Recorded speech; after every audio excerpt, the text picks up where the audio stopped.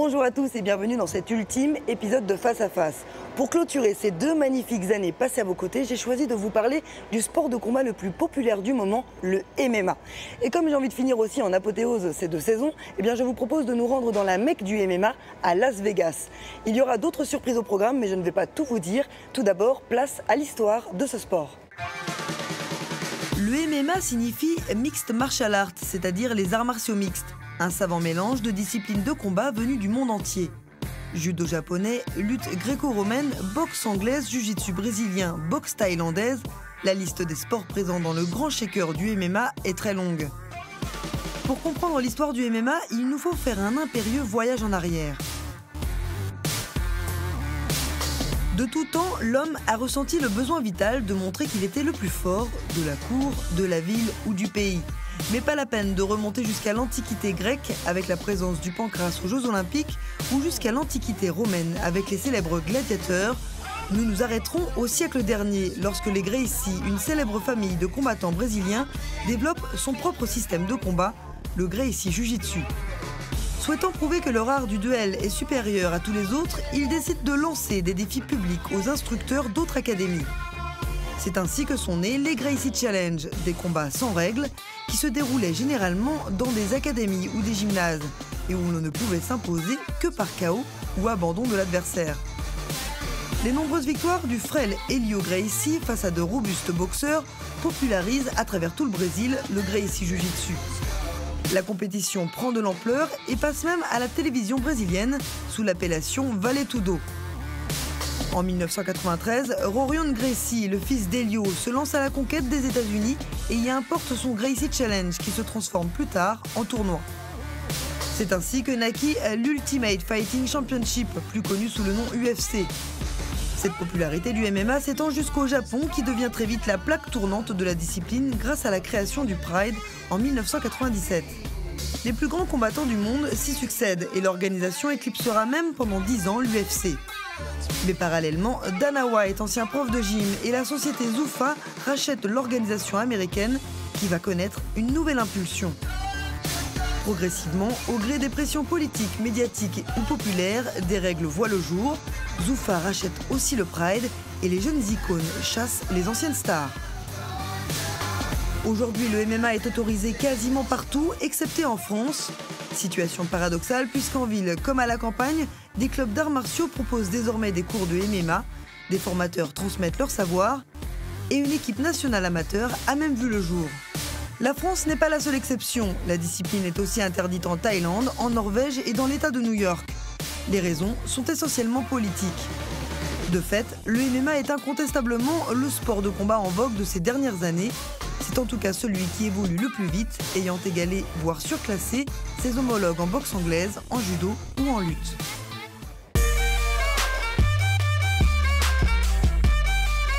Nous allons maintenant découvrir l'équipe de France amateur de MMA qui va bientôt s'envoler pour Las Vegas afin d'y disputer un championnat du monde. Vous l'avez sûrement remarqué, je suis déjà en tenue de combat, prête à en découdre, puisque j'ai l'intention de vous faire découvrir cette équipe de l'intérieur. Pour cela, je vais participer aux sélections nationales et peut-être pourquoi pas décrocher moi aussi mon ticket pour le championnat du monde en tant que compétitrice. Allez, c'est parti, suivez-moi.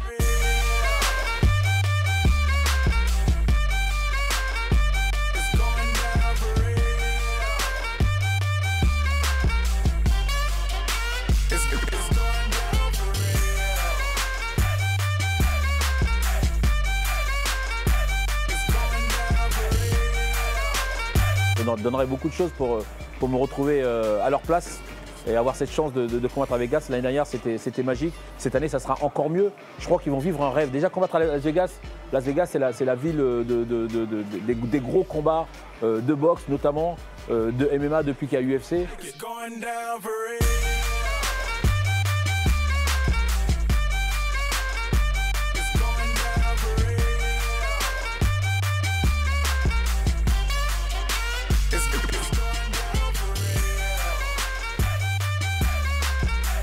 On ne peut pas dire que cette équipe de France est l'équipe des meilleurs Français. Pourquoi? Parce que nous, on est au niveau amateur. Les meilleurs Français sont déjà passés au niveau professionnel. En revanche, ce que l'on peut dire, c'est que de ceux qui sont venus passer les sélections, oui, on a sélectionné les meilleurs de la sélection. Ma vision du combat est essentiellement basée sur le sol, mais j'aime faire évoluer le sol vers quelque chose qui est en accord avec ce qui se fait maintenant et une vision du combat un peu plus réaliste. La frappe va tout changer. Le fait qu'on soit également buste nu, transpirant, avec la vaseline sur le visage, ça change tout avec les appuis sur la cage.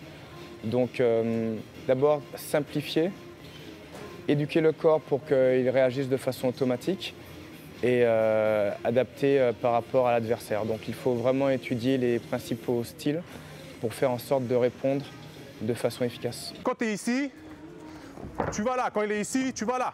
Ça me suffit déjà? Ok? Allez, c'est parti. On recommence.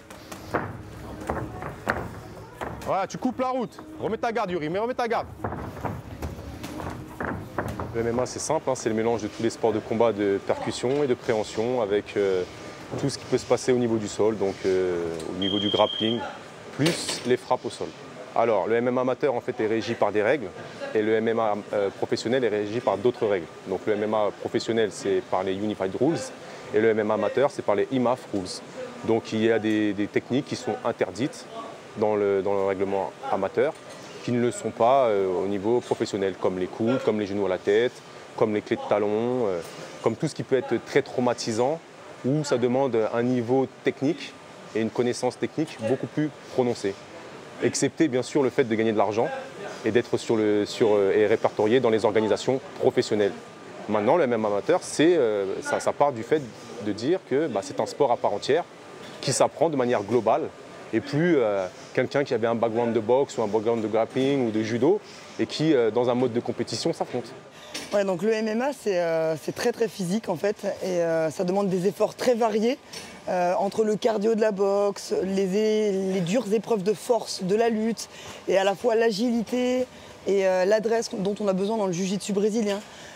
C'est vraiment un sport en 3 dimensions, il faut savoir tout gérer et puis il faut savoir analyser dans la globalité le combat et c'est ça le plus dur pour moi parce que j'ai été habitué à simplement percevoir la boxe. Or là, je dois me focaliser sur le bas, sur le haut, je peux me retrouver sur le côté, sur le dos, au-dessus, je peux me retrouver vraiment dans tous les sens. C'est un peu comme une machine à laver, il faut réussir à se repérer là-dedans, dans l'espace, et ça c'est très compliqué. Et le timing aussi est différent, les efforts vraiment sont différents. Donc c'est ça la plus grosse particularité du MMA selon moi. Concernant la composition de l'équipe, Yuri Begenari, je l'ai pris notamment par rapport à son expérience et par rapport à sa polyvalence et sa grosse compétence de lutte. Lucie Berthaud, je l'ai pris par rapport au fait que les règles IMAF sont avantageuses vis-à-vis des strikers. Et elle, c'est une strikeuse. Donc je l'ai pris par rapport à son background. Nicolas Hoth, je l'ai choisi par rapport à sa polyvalence. C'est un très gros grappleur qui a une très bonne boxe anglaise et qui sait bien faire les liaisons entre la boxe anglaise et le grappling. Baydam Cissé, je l'ai pris exactement pour les mêmes raisons que Lucie Berthaud. C'est un très bon striker, notamment au niveau pied-point, avec un bon background de boxe anglaise et il est très difficile d'amener au sol. Ensuite, 70, Guillaume Bethelot, je l'ai choisi parce que c'est pareil, c'est quelqu'un de très polyvalent, avec plus un aspect grappling, mais qui a un grappling fiable. J'ai pris aussi Bouibeb Ryan parce que lui, il a un très très bon background de Muay Thai, plus un très bon background de grappling. Sofiane Aissaoui, je l'ai pris parce que lui, il a comment dire, un très bon judo et un très bon sol et une boxe anglaise fiable. Et enfin, Alan Guichla, je l'ai pris parce qu'il a un bon background de judoka. Et au niveau de la boxe anglaise, je trouve que c'est quelqu'un aussi de performant. On est à 3 jours du départ. Cette compétition, ça fait longtemps qu'on la prépare dans la tête. On vous a choisi parce qu'on a estimé que vous étiez les meilleurs et les plus prêts mentalement à affronter ça. Vous savez que vous allez vous représenter vous-même, mais vous savez que vous allez représenter tout le groupe. Et c'est aussi les valeurs que vous allez défendre. Celle de notre drapeau, celle du courage français, d'accord ? Celle de la confiance qu'on a mis en vous. Vous avez été choisi pour des qualités pugilistiques et des qualités de polyvalence. Montrer que le MMA est un sport et qu'en France, on sait défendre les valeurs de ce sport et qu'on a la polyvalence et les compétences pour défendre ce sport. J'y vais pour viser l'or. J'espère que vous aussi, c'est pour ça qu'on vous a choisi. Ok les gars ? Je suis ravie d'avoir obtenu mon ticket pour Vegas. Ça fait 10 mois que je prépare cette émission. Donc, au niveau de l'entraînement, j'ai tenté de m'adapter un petit peu aux spécificités du MMA. Visiblement, aujourd'hui, ça a fait ses preuves et j'en suis très très contente. Donc on va pouvoir partager cette aventure ensemble.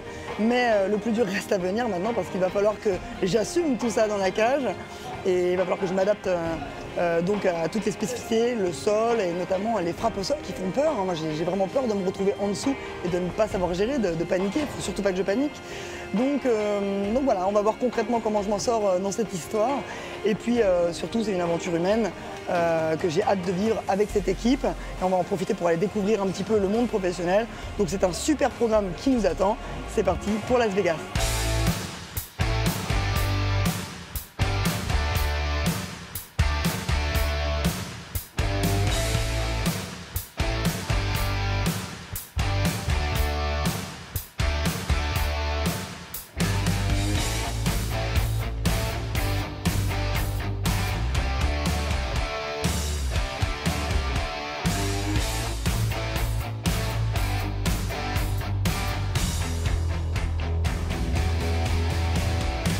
Nous sommes arrivés à Las Vegas, la ville qui a vu naître la plus grande organisation de MMA professionnelle au monde, c'est-à-dire l'Ultimate Fighting Championship. Nous aurons le plaisir de découvrir cet univers démesuré en seconde partie d'émission, mais pour l'heure, je vous propose d'abord de rester concentré sur le MMA amateur. Et d'ailleurs, on va tout de suite aller participer à un petit entraînement, histoire de réviser les règles. Allez, suivez-moi.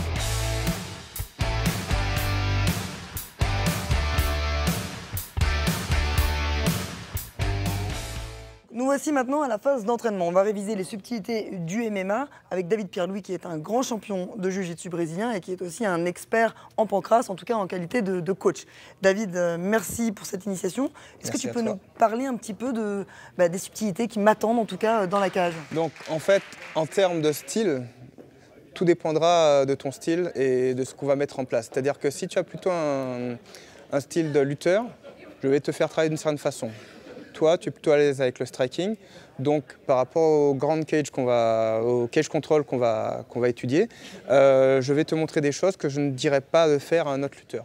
D'accord, très bien. Alors, c'est parti pour le cage control. Donc, Baydam va nous rejoindre pour montrer la technique. Donc, moi, je suis dans le rôle d'un boxeur qui va se faire coller à la cage par un grappleur ou par un lutteur. Et parce que je suis boxeur, je vais réagir d'une certaine façon et pas d'une autre façon. Donc, par exemple, souvent, le lutteur va masquer son approche avec une frappe. Moi, je me défends et il en profite pour venir se coller. Souvent, ce qui se passe, c'est que mon bras se retrouve autour de son cou. Je peux avoir la tentation de faire une guillotine, mais surtout, ne pas le faire. Première chose, je vais essayer de mettre mes hanches en opposition, écarter mes jambes, écarter, pour éviter qu'il ne me récupère les jambes. Et là, tout de suite, je vais repousser sa tête avec mon coude, passer devant. Si je peux faire un crossface type lutte, je lui fais. S'il insiste, je serai obligé de passer au niveau de l'aisselle, éventuellement également ici, remonter. Là, je sors et parce que je suis striker, là, je pourrais remonter et reprendre la distance. Ce que je veux, c'est que tu restes toujours dans la distance qui te convient. Lui cherche à venir te coller. Tu évites surtout de lui prendre la tête, tu repousses, tu descends, tu écartes, tu peux remonter directement, repousser et reprendre ta distance. D'accord, très bien. Donc là, on évite, même si on a cette tendance à vouloir devenir polyvalent, de par notre spécialité, on va plutôt éviter. Si ton adversaire est un vrai danger, que sa spécialité c'est les mises au sol et ensuite la destruction au sol, reste dans ta discipline et après, lorsqu'il sera fatigué, tu pourras passer sur plus de polyvalence. Ok, très bien. Donc, mise en situation, Baydam est le lutteur. Donc, il va me masquer avec une frappe. Voilà. Alors là, tout de suite. Ça. Là, j'ai l'épaule. Alors, tout de suite, tu écartes les jambes. Tout de suite. Et tu te mets avec le bassin en opposition. Voilà. Là, alors, ici, tu vas revenir passer, pousser, d'accord, avec le pousser. coude. Exactement. Avec le coude, ça fait mal. Donc là, le coude qui crée de l'espace. Exactement, tu repasses. Voilà, je passe la main. Ici. Et là, tu viens récupérer. Sur son nez. Voilà. Et tout de suite, tu sors et là, tu enchaînes. Ok. Donc, redistance. Et si je n'arrive pas à faire ça? Et si là, tu sens qu'il est vraiment trop fort à ce niveau-là, tu vas venir chercher devant. Là.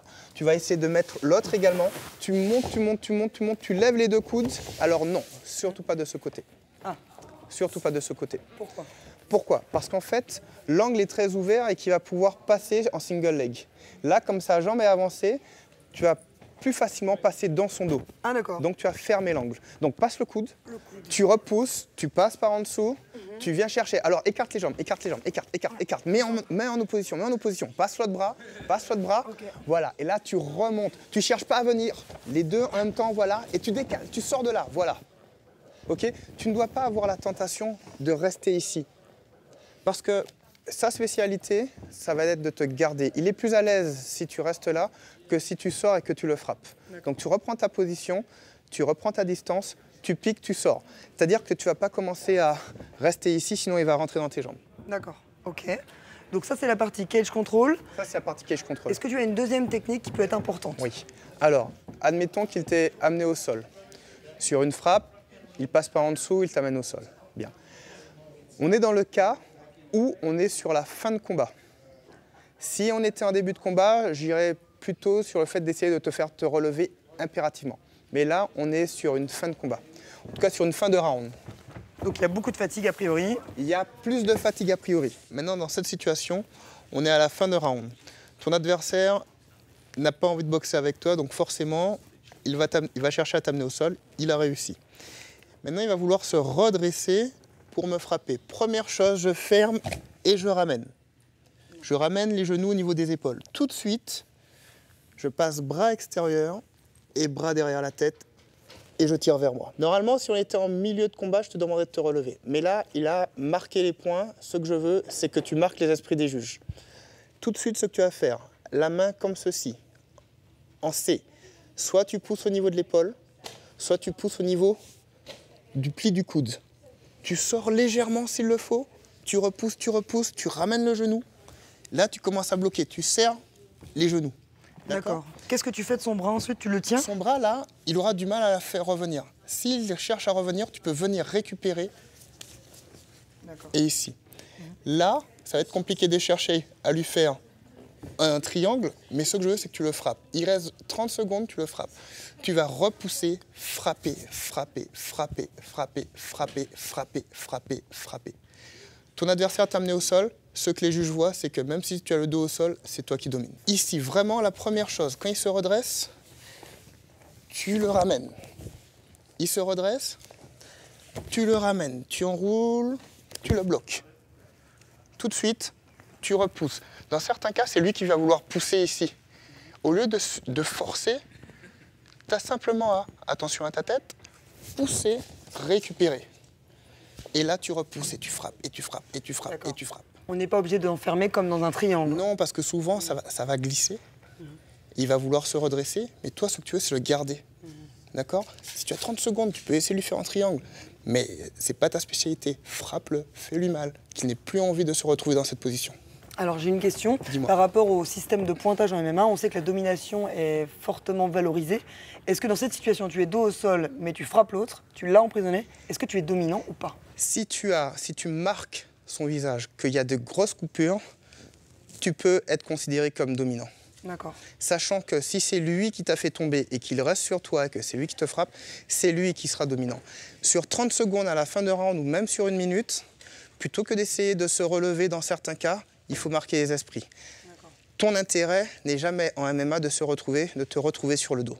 Ça, il faut éviter. Mais si tu t'y retrouves, tu ne dois pas donner l'envie à ton adversaire d'y rester. Au contraire, peut-être qu'il ne voudra plus rester là. Tu dois le dégoûter. D'accord. C'est tout. Bon. Alors, on va voir concrètement ce que ça donne. Alors, je me suis fait emmener au sol. Donc là, je suis au sol. Ferme ta garde. Ok. Ferme ta garde tout de suite. Là, ton adversaire, en général, il aura la volonté de se redresser pour te frapper. Donc toi, tu montes ta garde, comme si tu étais en boxe. Et là, tu ramènes les genoux, voilà. Et tout de suite, tu enroules, main derrière la nuque, et tu fixes. Très bien. Tu vas sortir légèrement tes hanches, mais là, essaie de garder, voilà. Maximum, tu repousses. Tu viens, voilà, croise. Okay, et maintenant, tu frappes. Repousse un peu avec le bassin, et frappe, et tu frappes. Non, frappe toujours au visage, et tu frappes. Là, il doit être dégoûté. D'accord. Il doit se dire, j'ai fait ce que je voulais, mais même ça, j'y arrive pas. Mais alors, comment est-ce que tu passes de ce moment où tu es là, où tu gênes juste le bras, à là? Parce que c'est un geste un peu... C'est un geste qu'on doit répéter. Ça, c'est un geste qu'il faut répéter. C'est clair que tu vas pas l'acquérir aussi facilement que ça. Croise les jambes, croise les pieds. Très bien. Quand ton adversaire ici, il peut avoir deux réactions. Soit celle de vouloir te pousser, soit celle de vouloir revenir vers toi. L'une des possibilités, s'il reste fixé là, c'est de mettre en C, mais en C, ici, et tu repousses et tu ramènes le genou. Et ici, maintenant, tu vas serrer les genoux, ici. Serre les genoux, serre les genoux. Là, il n'est pas bien. C'est-à-dire que là, même si tu le lâches, il cherche à... Il est bloqué. Ah oui. Donc là, tu peux déjà commencer à le frapper. Ah oui. Lui, il commence à paniquer. Donc déjà, oui. voilà.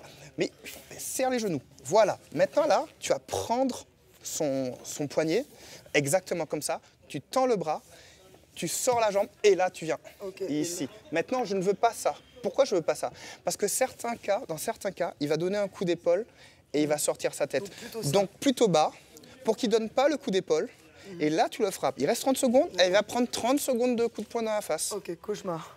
Oui, exactement. Et à chaque fois qu'il voudra se protéger, ben, il prendra quand même. Eh ben, super. Ça, c'est une super technique. Merci David pour cette brève initiation. Merci à toi. Et puis, tu penses que je suis prête pour combattre maintenant? Je pense que tu es prête pour combattre. Mais ça fait longtemps que tu es prête pour combattre. Bon, bah, let's go alors, on y va. C'est parti pour la compète.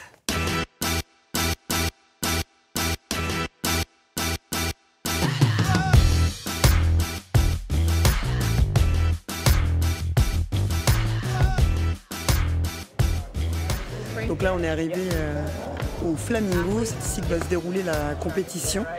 Et donc on va commencer à faire toutes les procédures pour s'inscrire, pour se peser, afin de valider vraiment notre inscription. Et puis suite à ça, il y aura un tirage au sort. Et de là, on déterminera le tableau, et donc l'ordre des combats et le programme de la semaine. Tout commence ici. Ryan, c'est OK. Vous êtes Nicolas Hott? Hi. Bonjour. Remplissez ce formulaire.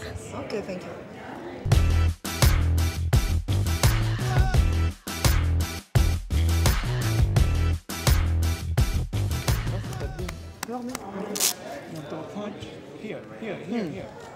C'est dur. Hein. C'est un peu dur. Ça change des gants de boxe.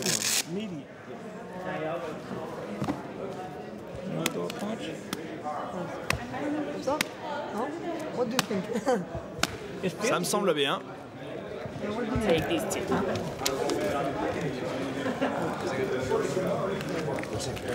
Ça fait 2 mois que je m'affûte pour ce jour.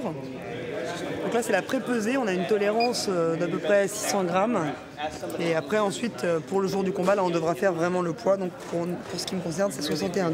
C'est toujours un moment particulier, la pesée. Parce que c'est un peu comme ça qu'on entre dans le combat. Et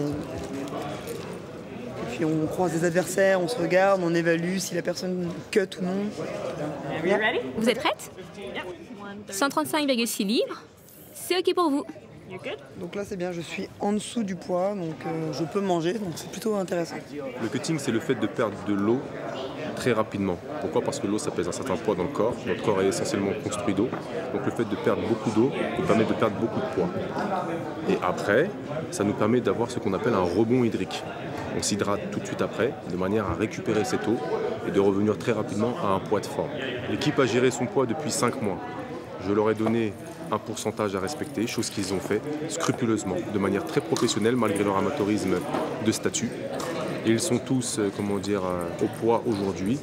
Et donc, ils seront à ce poids à peu près à 4% supplémentaire tout au long de la semaine. C'est la norme qu'ils nous ont donnée. Je suis soulagé d'avoir réussi cette étape administrative et d'être au poids parce que c'est toujours un petit combat de pouvoir arriver au poids le jour J. Là en l'occurrence on est repesé demain mais oui plutôt satisfait, je suis bien dans les limites de ce que je m'étais imposé. Quand on croise les autres nations on a un petit peu d'appréhension et un léger coup d'adrénaline qui donne envie d'y aller assez vite, de rentrer dans la cage.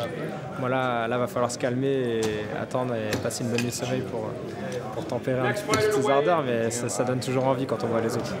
Qu'est-ce qu'on a dit? On est là. En fait, quand tu rentres dans la salle, tu commences déjà, les yeux commencent à courir un peu partout. Donc tu essaies de voir celui-là, il est dans ta caté ou la caté au-dessus et tout. Et donc là, je n'ai vu un ou deux. Il y en a un des deux Kazakhs. Là, il n'y a pas beaucoup de monde, donc pour le moment, je ne peux pas dire plus. Mais moi, je me dis que voilà, moi, je suis là, donc je suis prêt, je suis confiant. Donc c'est moi le champion, donc c'est moi qui va tout faire. J'ai pas de stress aujourd'hui, j'ai pas de stress. J'ai juste envie de bien récupérer et d'être bien pour demain. Donc là, ça y est, on a validé toutes les procédures administratives, on s'est pesé. Donc on a notre badge qui va nous permettre d'entrer dans la salle. Et cette salle, justement, on va aller la découvrir. Allez, suivez-moi. Voilà, donc là, on est dans l'aire de combat. Il y a 2 cages. Donc autant vous dire que ça va être un petit peu l'usine. Il va y avoir énormément de combattants. Je crois qu'il y a 200, au total, il y a 200 combattants.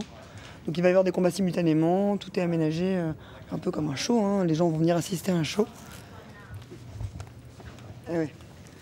Là tout de suite on sent la pression qui monte. Tout d'abord on a croisé les adversaires, maintenant le fait de voir l'aire de combat, on se dit bon dans quelques instants ça va être à nous, dans quelques jours ça va être à nous. Voilà. Petit à petit la pression qui monte forcément. Donc là on a vérifié tous les tests de sang, on a vérifié le poids des athlètes, on a vérifié aussi leur fond d'œil et maintenant il est temps d'aller au tirage au sort pour voir sur qui nos athlètes vont tomber.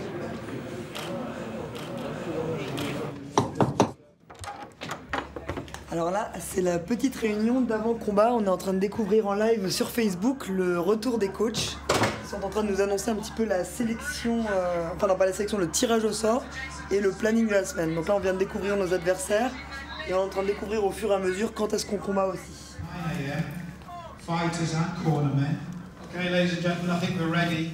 Vous êtes tous combattre demain. Je suis chaud, ma gueule. Ryan, premier combat, moi deuxième. Baydam 6 from France. Baydam combat demain. On combat tous demain en fait. Au moins comme ça c'est réglé. Pression, on est nombreux. Ok, il me manque que des vidéos où ça me met la pression. Voilà, il est en train de se mettre la pression tout seul. Faut que je vois un mec pas très fort. Faut pas trop regarder. Non, mais de toute façon, je sais. Parce qu'en te focalisant plus sur l'autre, t'oublies-toi tes points forts. En ce qui me concerne, moi j'ai beaucoup moins de filles parce que forcément le MMA c'est un peu moins populaire chez les femmes. Donc voilà, je vais commencer un peu plus tard et je vais être au régime un peu plus longtemps, mais c'est pas grave, comme ça je vais peut-être me remettre un petit peu du décalage horaire. Là on vient d'avoir le tirage au sort de nos combats pour demain ou les autres jours. Et là je viens d'apprendre que je prends un néo-zélandais et que mon combat commence demain à combattre à Las Vegas. C'est une belle expérience, autant humainement que sportivement. Moi personnellement c'est la première fois que je vais aux États-Unis et je vais dans le berceau du MMA, donc c'est juste magnifique. Après j'essaie de viser la médaille d'or, je veux la médaille d'or et combattre aux côtés des plus grands, à côté des champions de l'UFC, donc ce serait une belle expérience et ce serait pas mal. People of all ages, races, creeds, colors, welcome to the Flamingo Hotel Resort and Casino here at the IMAF, that's the National Mixed Martial Arts Federation World Championship.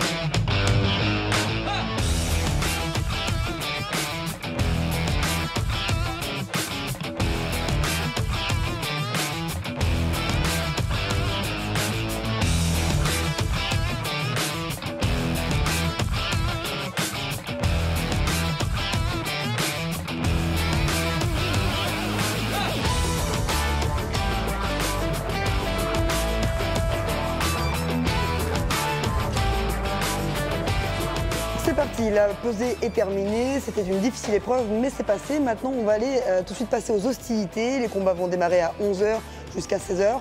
On a 4 Français en lice, on a un Belge, on a également beaucoup de nations. On va aller découvrir l'antre de l'entraînement, là où va se préparer le massacre. Suivez-moi.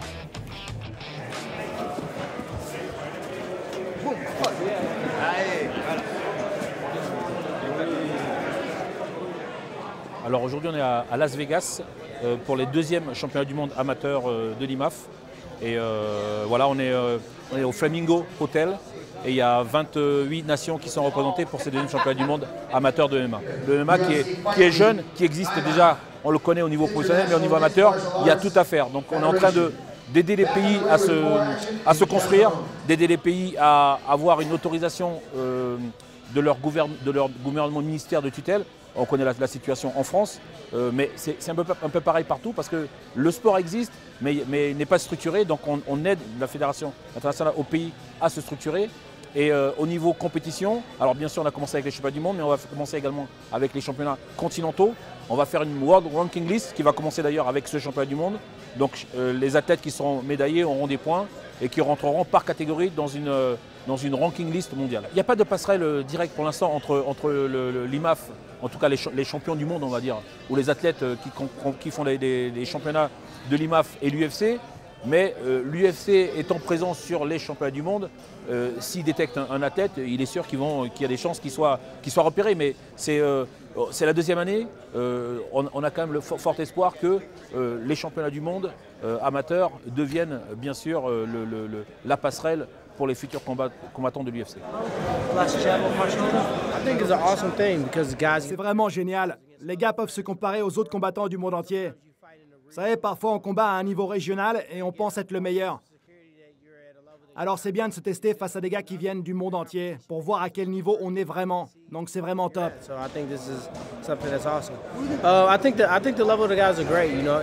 Le niveau des combattants est très bon. Chaque nation se spécialise à un niveau différent. Prenez la Suède par exemple, ils sont très bons en striking et je sais qu'ils vont insister sur les low kicks. Alors qu'un combattant américain, il va plutôt être axé sur la lutte et les frappes lourdes. Alors je crois que c'est bien pour les combattants. Ça leur permet de sortir de leur monde et apprendre différents styles d'arts martiaux. Franchement, le niveau est très bon.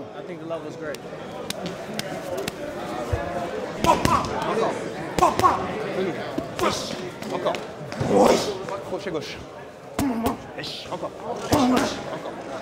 Voilà, donc là c'est ici que vont se préparer l'équipe de France et même toutes les autres équipes internationales. Donc tout le monde se regarde un petit peu du coin de l'œil, c'est une atmosphère un peu particulière. Mais après, une fois dans la cage, les esprits vont pouvoir se libérer et s'exprimer. Donc voilà, c'est une phase très importante, c'est un moment où on est en immersion vraiment. On se plonge dans sa petite musique et dans ses petits rituels. Là tu avances pour te faire la jambe avant, reste à distance. Arrière, c'est bon. Voilà, reste à distance. Voilà, plus fort. Voilà. Plus fort. Plus fort. Plus fort. Voilà, on relâche. Ouais, capitaine. Ouais. Bon les gars, c'est maintenant, je vous fais confiance, on vous fait tous confiance. Vous faites ce que vous avez à faire, vous respectez le plan et vous y allez à fond. À fond, mais ça veut dire sans se précipiter. Yes. Os. Ok les gars. In the blue corner, Team France.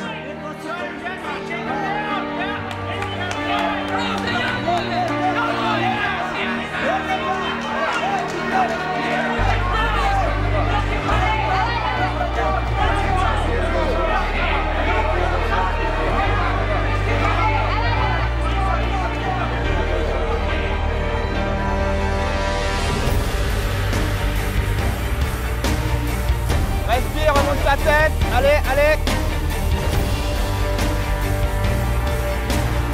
Passe-le en toréador.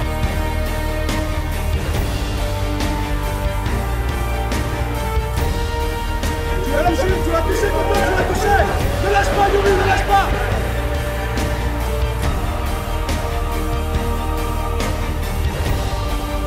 Position, Alan, remonte les mains.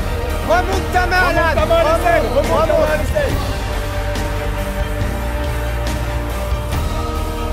Genou. Encore, genou encore. Ne lâche pas le gros.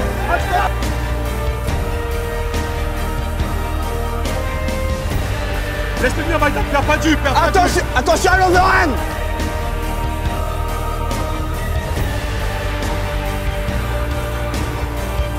Allez. Arrache. Ouais.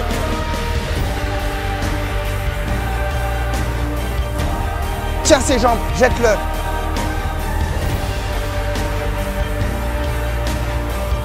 Si tu veux respirer, tu tournes.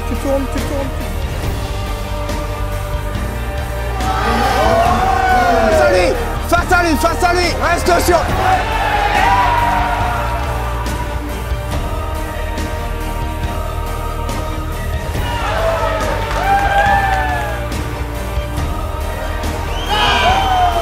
Pousse le coude. Allez, pousse le coude. Nicholas Hawk.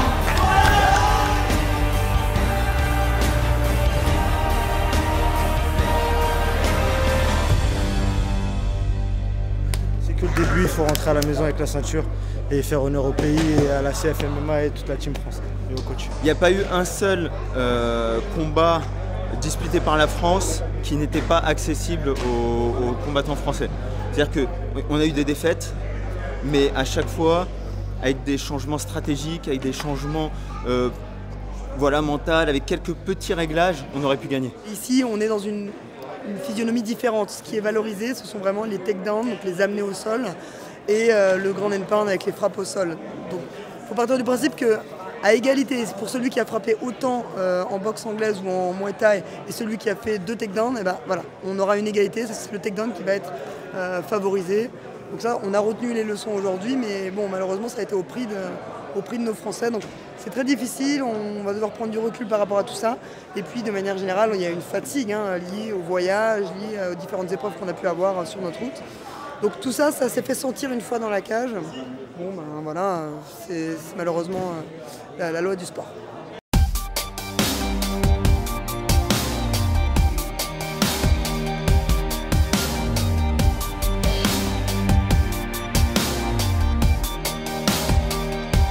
Okay, donc là on vient de passer l'épreuve de la pesée, c'est la première partie du combat en fait quand on est combattant.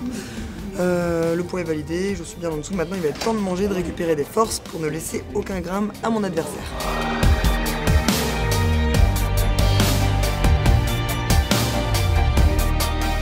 Allez, c'est parti pour la deuxième partie du championnat. Les femmes entrent enfin en lice, c'est à mon tour d'entrer dans la cage. Et je suis prête à en découdre.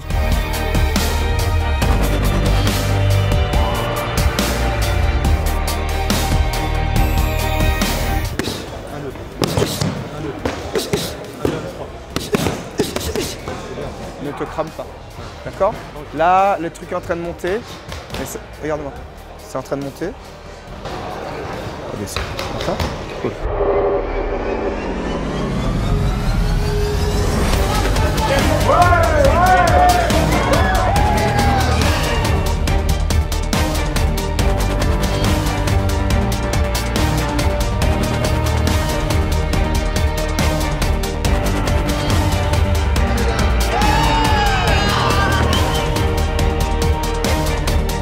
Allez, frappe-le! Allez! Tu peux le faire tomber, le frapper et te relever tout de suite.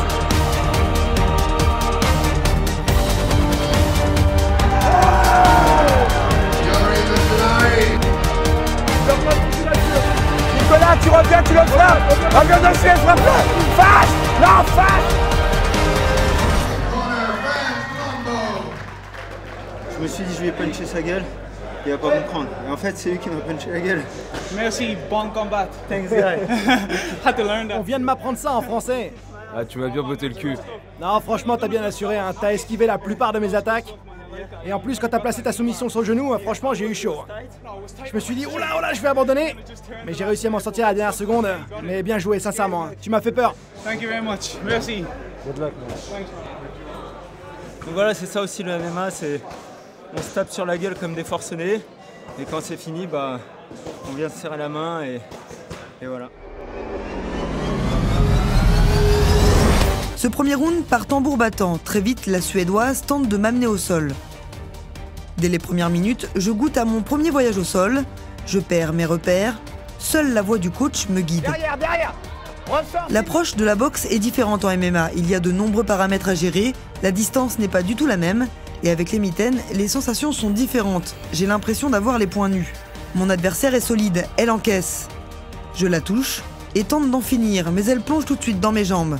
Elle parvient à récupérer l'une d'elles et ne lâchera plus jusqu'à la mise au sol.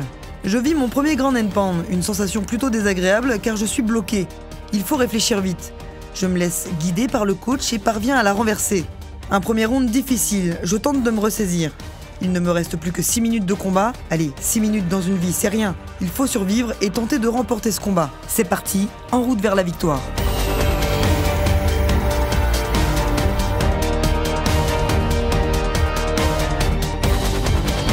Bloque là, tends une jambe pour la reprendre. Lucie.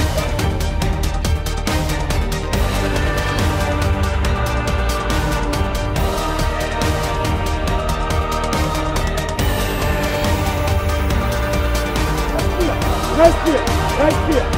Voilà. Allez, tourne.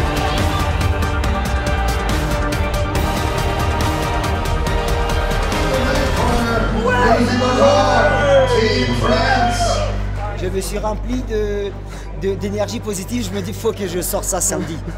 ça, bam. On faisait ça, j'ai dit, wow, une fois, deux fois, trois fois, ça m'a rendu dingue. Et là,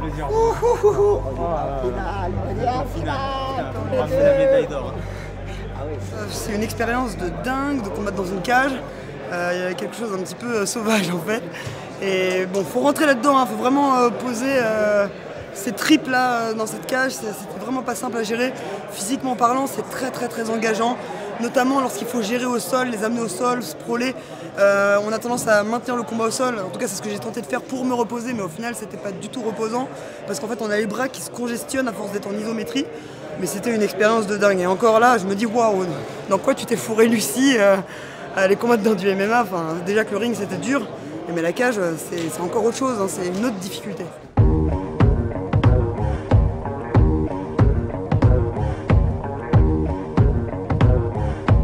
Nous sommes ici au MGM Grand. Ici, tout le monde est en ébullition à l'approche du combat tant attendu entre Chad Mendes et Conor McGregor. Nous allons d'ailleurs assister à la pesée. C'est un grand moment de spectacle. Vous allez voir, Conor McGregor, il déchaîne les foules et sait perturber ses adversaires. C'est du sport, c'est du spectacle, mais c'est aussi du marketing.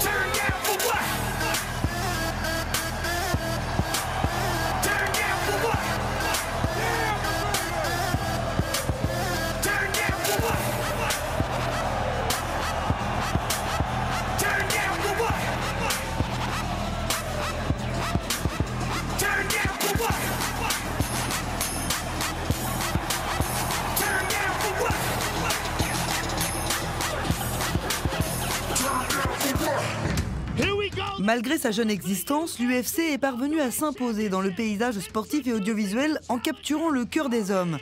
Un essor exponentiel puisque l'UFC est un label désormais reconnu dans 144 pays et diffusé dans plus d'1 milliard de foyers.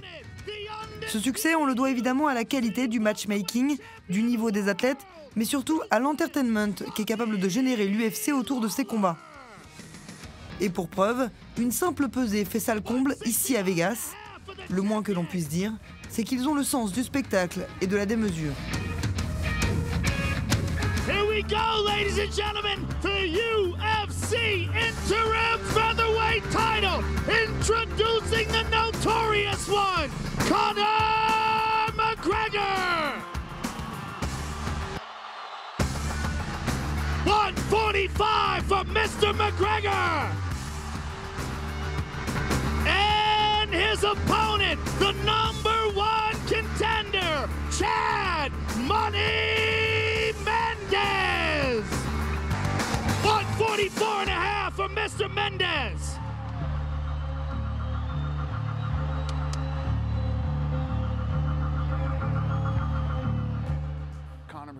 Conor McGregor est un type avec une personnalité incroyable. Quand il a débarqué et qu'il a réussi à faire tout ce qu'il disait qu'il allait faire, eh bien, il est devenu ultra populaire. On n'avait jamais vu ça avant dans l'histoire de l'UFC. Il a seulement 5 combats à son actif au sein de l'organisation et il a déjà battu tous les records, même ceux obtenus lors de l'UFC 100. Record en vente de billets pour l'UFC, record pour le MGM Grand, tout show confondu, le nombre de clics sur le site internet, les préventes en pay-per-view, tous les records sont déjà tombés grâce à lui. J'avais déjà vu ça avec Ronda Rousey. Conor et Ronda sont très similaires. J'étais avec Conor hier et quand on lui parle, on se rend compte que non seulement il est sûr de lui, mais il réussit à convaincre tous ceux qui l'entourent que c'est lui le meilleur. La personnalité des combattants, ce n'est pas ce qui m'importe au départ. Je veux simplement les meilleurs fighters. On a des gars qui ont une super personnalité et d'autres non. On va avoir des combattants qui s'expriment bien face aux médias et d'autres non. Mais tant que vous savez combattre, c'est tout ce qui m'importe. Évidemment, avoir un McGregor dans chaque pays, ce serait idéal. Mais ce qui le rend si différent, c'est qu'il est unique. Si tout le monde était comme lui, il serait moins spécial. Alors mes prédictions pour ce combat, Chad Mendes peut mettre KO n'importe qui avec ses points. Et c'est un bon lutteur. La vraie question, c'est de savoir si Conor McGregor pourra contrer un si bon lutteur. Conor aussi a la possibilité de le mettre KO avec ses points. C'est 5 rounds, on va s'éclater.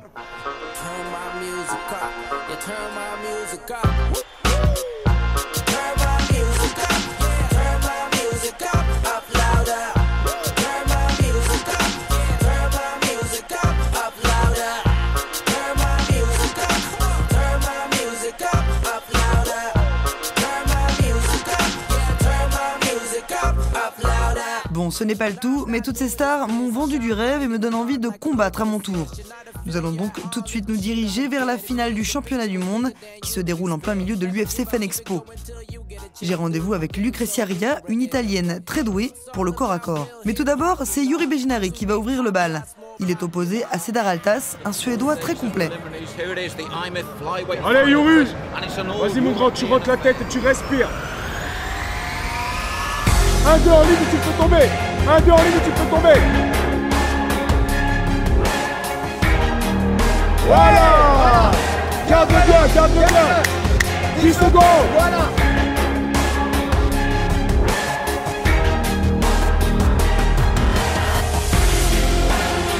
Voilà, tape-le.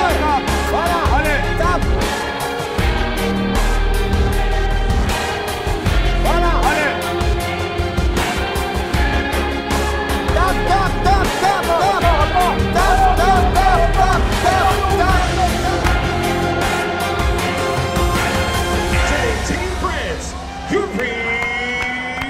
Cette couleur-là, ce pays-là m'a changé la vie. M'a donné une opportunité. Yeah, je l'ai saisi.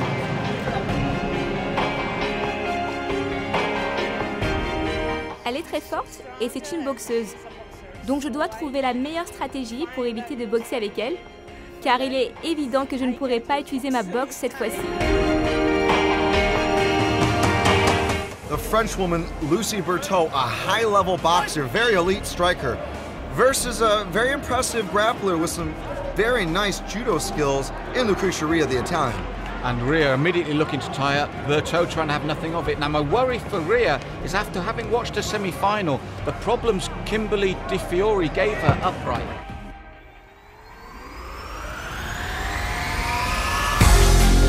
Allez, tu repousse. Voilà. What a great takedown once again from the judoka grappling attack of Lucrezia Ria, the Italian.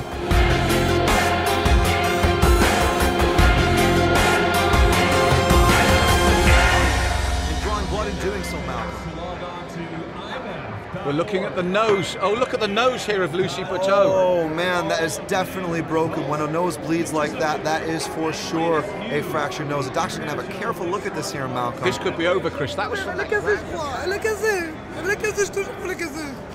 Il y a un truc là, il y a un truc. T'as peut-être une déviation. Elle l'a cassé.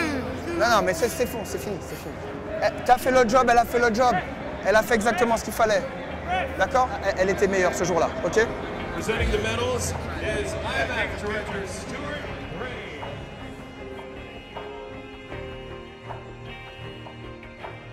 Ça a été une finale très difficile. J'ai affronté une Italienne d'origine judoka. Elle a été stratégiquement parlant très très bonne puisqu'elle savait que j'étais plutôt boxeuse et que donc ma force à moi c'était plutôt le striking. Donc elle a tout de suite cherché le corps à corps et elle est rentrée très vite dans le combat. Elle m'a vraiment surprise. Je me suis jeté moi aussi à mi-distance, chose qu'il ne faut jamais faire avec une judoka. Du coup elle m'a renversé, elle m'a emmené au sol et j'ai goûté au grand handpan une nouvelle fois. Donc bon, on a fini le premier round tant bien que mal et finalement j'ai été arrêté sur blessure par le médecin, et ce qui n'est pas plus mal parce que ça aurait pu être pire, j'aurais pu finir avec un visage encore pire que ça. Et ma conclusion de ce championnat, c'est que la lutte est très très très importante, le judo, enfin tout ce qui est corps à corps. Cette proximité, elle fait la différence et ce sont des subtilités que moi je ne maîtrise pas et qui m'ont valu cette défaite en finale, mais bon, ça reste une finale. Pour une première expérience, pour un premier combat, bon bah, on en sort quand même un peu de positif, mais c'est dur, c'est très dur. Déçu forcément, mais l'aventure valait le détour. Pour une nation qui n'a pas le droit de pratiquer le MMA sur son territoire, la France s'en sort bien avec 4 médailles. Nicolas Hoth remporte la médaille de bronze grâce à ses nombreuses soumissions par guillotine.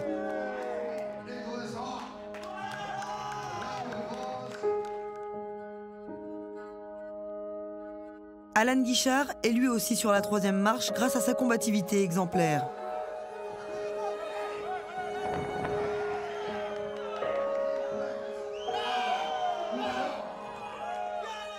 Enfin, Yuri Begenari apporte le premier titre mondial à la France. Après un an de sacrifice et d'abnégation, le capitaine de l'équipe revient dans l'Hexagone avec le plus somptueux des trophées. Déjà repéré par une importante organisation en Europe, ce titre incarne la promesse d'un avenir meilleur dans le monde professionnel. On a eu de très grands combattants français comme Sheikh Kongo évidemment, mais il y a aussi eu d'autres compétiteurs ici et là. On voit des combattants français sortir de l'ombre et être meilleurs qu'auparavant. Prenez l'IMAF, on a pu y voir de très grands athlètes. Il y a même des femmes françaises qui ont réussi à se qualifier pour les phases finales. Et je crois vraiment que ces athlètes ne vont pas mettre longtemps à être célèbres dans leur pays.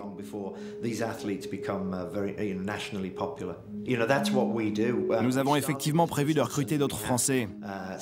Au début, l'UFC ne proposait que 7 ou 8 shows par an. Maintenant, on est à près de 50 shows par année. Donc on a besoin de 109 en permanence. On a près de 600 combattants au sein de l'UFC maintenant, et ils viennent du monde entier. C'est très important à nos yeux. Et on sait que dans chaque marché, il y a une grosse dose de fierté patriotique. Tout le monde veut encourager ses compatriotes.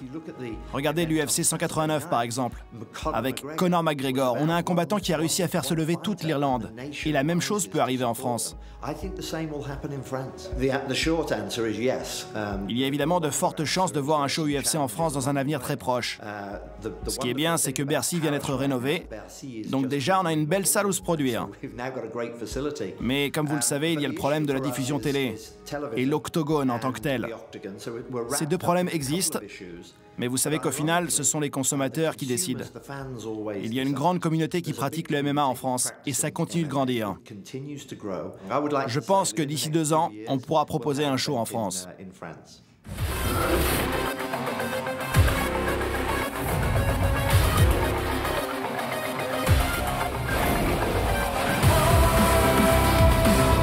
Si le MMA amateur vous a séduit, attendez de voir le niveau du MMA professionnel proposé lors de l'UFC 189, avec au programme l'une des plus belles main cards de ces dernières années.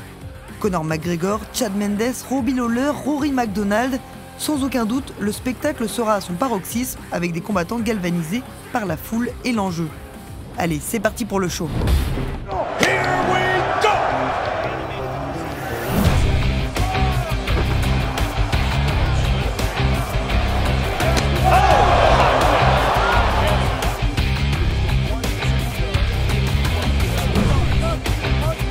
Head kick.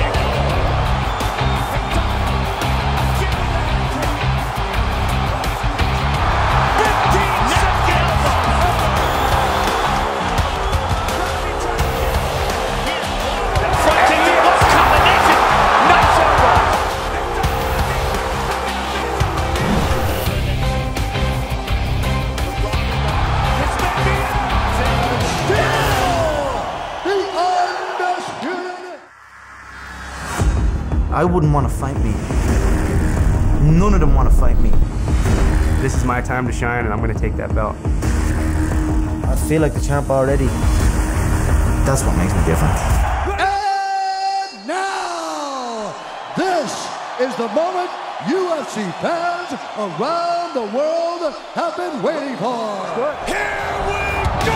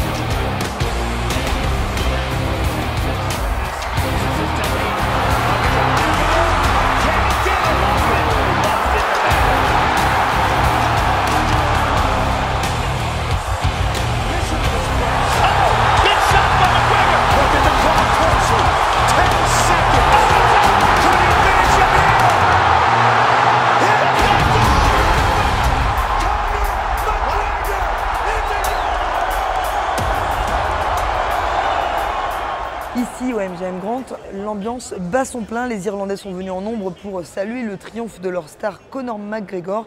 Conor McGregor qui est sorti d'un combat épique puisqu'il a d'abord été amené au sol à de nombreuses reprises par le spécialiste du sol Chad Mendes. Et finalement, il a réussi à se sortir d'une situation très compliquée. On l'a vu, hein, c'est vraiment une source d'inspiration pour toute une population, mais c'est aussi une preuve d'abnégation, de dépassement de soi. Et il s'est imposé aujourd'hui donc comme le champion par intérim. Une pression supplémentaire pour le champion José Aldo. Aujourd'hui, on a assisté surtout à la démesure de l'UFC et honnêtement, ça vaut le détour. On va tout de suite accueillir Conor McGregor qui va nous donner quelques explications sur ce combat et son sentiment surtout sur cette belle victoire. Vous savez, je n'ai pas vraiment réfléchi à la manière dont j'allais agir. Je l'ai fini, j'ai sauté sur l'octogone, mon coach était là avec moi. J'ai regardé autour de moi, j'avais les larmes aux yeux, que ça a été un très long voyage pour en arriver là. Seulement 2 ans que je suis à l'UFC et j'ai déjà battu tous les records. Croyez-moi, ça ne vient pas facilement tout ça. Il ne suffit pas d'aller à la salle, il y a beaucoup de choses à gérer. Je ne suis rentré chez moi que 19 jours cette année. Je suis sans arrêt, sur la route, à travailler avec les médias, l'organisation et en même temps gérer mon poids, mon entraînement, mes blessures. Je suis ravi d'être champion, peu importe si c'était Chad Mendes ou José Aldo. C'est ma ceinture, c'était ma soirée. Chad a été très agressif face à José Aldo. C'était un combat très équilibré. Moi, je n'ai jamais été en danger ce soir. Je me sentais très confiant et je lui ai parlé sans arrêt. Je lui disais que ce n'était rien.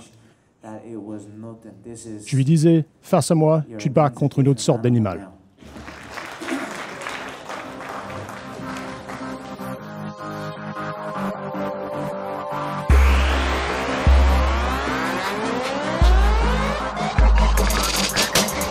Voilà, le face-à-face spécial MMA, c'est fini pour aujourd'hui. D'ailleurs, c'était le dernier épisode de ces 2 magnifiques saisons passées à vos côtés. J'espère que vous avez pris autant de plaisir que moi à découvrir tous ces arts martiaux. Entraînez-vous bien et puis surtout, à très bientôt sur Combat Sport pour de nouvelles émissions.